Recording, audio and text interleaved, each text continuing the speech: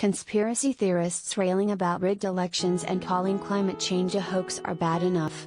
Just as threatening are Republican cowards who empower the frightening fringe, economist Paul Krugman argued Thursday in an opinion piece for the New York Times.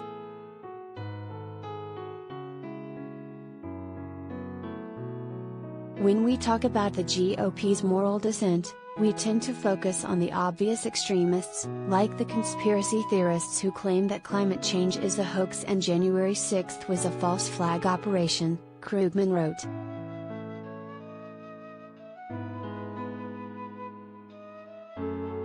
But the crazies wouldn't be driving the Republican agenda so completely if it weren't for the cowards, Republicans who clearly know better but reliably swallow their misgivings and go along with the party line, he added. And at this point crazies and cowards essentially make up the party's entire elected wing.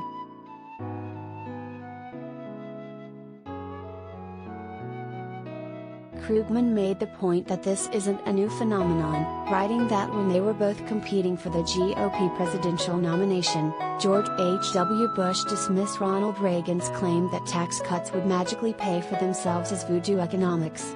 But Bush came around once he became Reagan's vice president, as did almost all Republicans when Donald Trump pitched the same crackpot theory, Krugman noted.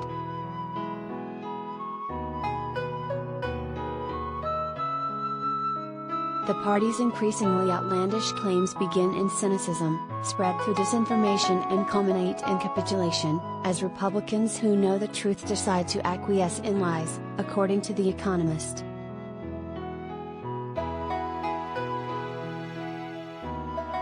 Trump and his supporters have never had any evidence that Joe Biden's presidential victory was fraudulent. Yet, Krugman complained, the Wall Street Journal printed a letter from Trump earlier this week in which he repeated his litany of obvious lies, giving him yet another prominent platform to peddle his falsehoods.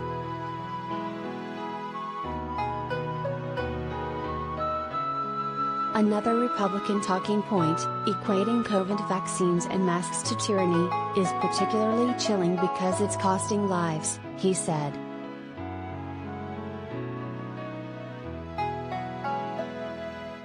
Krugman concluded, if you want to understand how the GOP became such a threat to everything America should stand for, the cowards are at least as important a factor as the crazies.